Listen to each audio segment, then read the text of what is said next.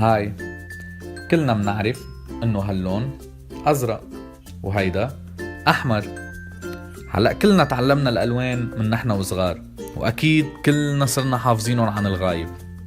بس هل الالوان شي حقيقي وموجود بالطبيعة؟ الجواب لا. الالوان منا شي الا وهم بقلب دماغنا، وتجربة من تجارب الدماغ اللي منعيشها، اللي بتخلينا نتواصل فيها مع العالم الخارجي. الألوان عبارة عن موجات ضوئية تلتقطها الخلايا اللي بالعين وبتحولها للون لنقدر نحن نشوفه. بس من دون ضوء ما في لون. اللون هو عبارة عن انعكاس الضوء عن الأشياء. مثلا الأبيض، في حال توجه عليه ضوء بيرجع بيعكس كل الألوان اللي اجت عليه، وبهالطريقة عيننا بتشوفه أبيض. بينما الأسود بيمتص كل الألوان وما بيعكسون، وبهالطريقة عيننا بتشوفه أسود. بس إنه أكيد كلنا منشوف نفس الألوان بنفس الطريقة. بالنهاية الدم أحمر والسما زرقاء؟ كمان لا. هيدا الشيء عبارة عن تجارب شخصية داخلية بتصير بقلب الدماغ، بس ما في ولا أي دليل علمي بيقدر يثبت إنه البشر بيقدروا يشوفوا نفس الألوان بنفس الطريقة. ممكن كتير إنه كل إنسان فينا بيشوف اللون بطريقته الخاصة. يعني يمكن اللون الأزرق اللي أنا كبرت وحفظت إنه هيدا أزرق وبسميه أزرق، أنت مثلا بتشوفه أحمر، بس كمان كبرت وحفظت إنه بتسميه أزرق. لا نفترض عنا إنسان أعمى كل حياته، وبحياته ما قدر يشوف لون. فينا نفسر له شو اللون عن طريق إنه الأحمر لون حامي والأزرق لون بارد. بس هالشي ما بيعني إنه هالشخص حيقدر يتخيل اللون بدماغه ويشوفه، لأنه اللون موجود بس بقلب دماغنا. وفينا نحاول نفسر له من اليوم لبكرة شو يعني اللون الأزرق. بس للأسف في شي اسمه explanatory gap، ويعني بالعربي فجوة باللغة. بتنقصنا كلمات باللغة وما منقدر بأي طريقة نوصف اللون لإنسان ما شايف ألوان من قبل، ويصير يعرف عن شو عم نحكي بس عن طريق الحكي. فاللون هو عبارة عن مشاعر، كيف نحن منحس منشوف اللون. بس هيدا الشيء مش موحد علينا. وجاي نايتس، بروفيسور وباحث بالكولر فيجن بجامعة واشنطن بسياتل، قال وأكد رؤية الألوان مختلفة بين البشر، وإنه البشر ما بيقدروا يشوفوا نفس اللون بنفس الطريقة. الإنسان عنده بقلب عينه 3 خلايا للاستقبال الضوء.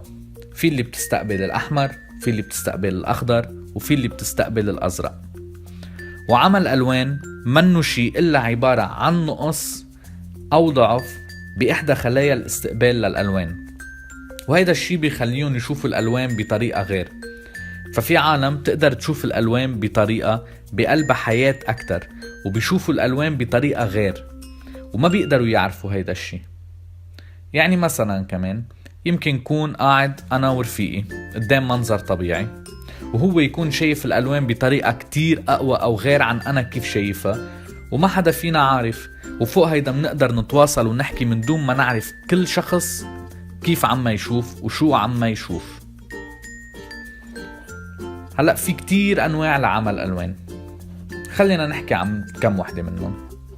مثل مثلا بالريد جرين، أول نوع اسمه بروتانومالي، وهو بيكون في خلل بالخلية الحمراء بتخلي بعض الألوان مثل الأورانج والأحمر يبينوا أكتر على أخضر، وبيشوفوا الألوان شوي بطريقة غير أو باهتة أكتر من غيرهم. وفي تاني نوع يلي هو بروتانوبيا، وهو إنه الخلية الحمراء بتكون ما بتشتغل أبدا، وساعتها الأحمر بيشوفوه أسود، وهيدا الشي كمان بيأثر على رؤيتهم على الألوان. هلأ فجاي نايتس وغير باحثين عملوا تجربة على السعادين. هاي التجربة سموها جين ثيرابي، وهي انعملت على سعدانين ما بيقدروا يميزوا بين الأخضر والأحمر من لما خلقوا.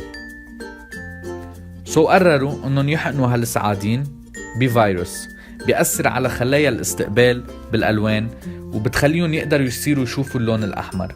وصاروا يمتحنوهم عن طريق انهم يحطوا لهم نقط ملونة بخلفيات نقط رمادية، مع انه دماغهم ما كان من قبل قادر انه يستقبل هيك معلومات. بعد فترة صغيرة قدروا انه يرجعوا يشوفوا النقط الملونة على الخلفيات الرمادية. وهيدا كله دليل انه الالوان ما بتجي بالديفولت بقلب دماغنا، وممكن اي شيء يأثر على استقبالنا للمعلومات من خارج جسدنا وبالتالي على رؤية الالوان. وهيدي التجربة رجعت شوي الامل للعلماء بانه يقدروا مع الوقت يلاقوا علاج لعمى الالوان يلي 8% من الرجال بينصابوا فيه ونص بالمية من النسوان حول العالم. فالرجال اكلوا الضرب.